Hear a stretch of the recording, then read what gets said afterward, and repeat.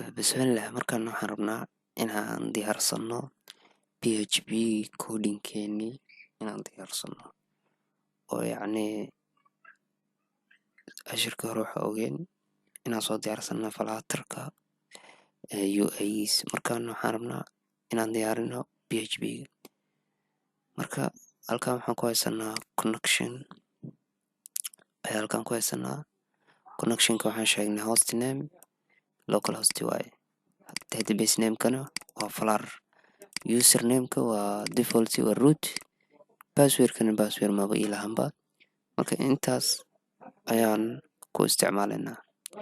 Marka hadda waxaan rabnaa inaan bilaawno daatadeennii ama code-keennii. Halkaan aan imaanaynaa, waxaan leenahay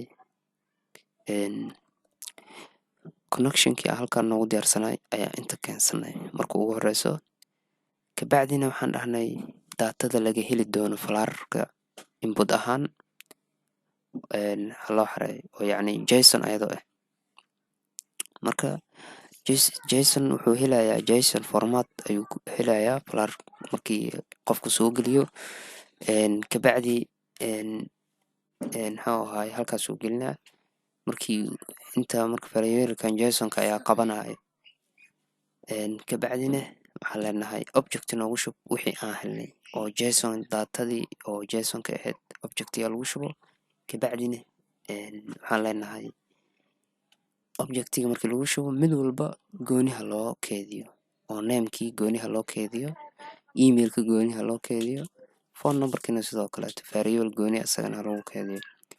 Marka mid walba variable uu ku jiraa. Kabacdina SQL query-gii ayaa leenahay, waxaan leenahay insert into users name, email, phone number.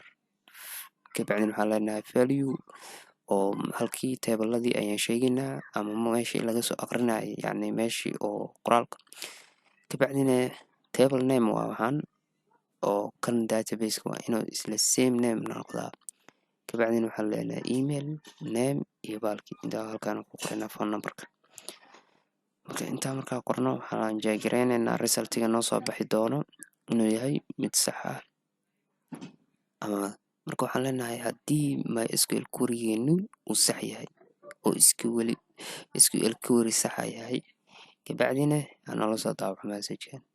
Kabacdina markii message la soo daabaco variable-kan JSON la dhahaa lagu shubo.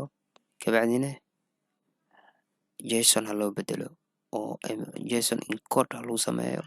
Marna waa decode oo kor markii aan joogno wuxuu ahay decode in JSON laga soo bedelay daatada. Markaana waa in encode lagu sameeyaa oo JSON loo bedelaa. Kabacdina variable-kaas lagu shubo message la dhahaa. Marka waxaa noo xiga else. Marka intaas markay imaado waxaa laleeyahay haddii dhici weydo intaan ha dhacdo oo try again qofka ha loo soo daabaco. Kabacdina file-keennii PHP waa noo xiran. Marka hadda waxaan leenahay control S saa u save gareyno. Kabacdina meeshaan ayaa imaanaynaa. Waxaan leenahay enter aan leenahay.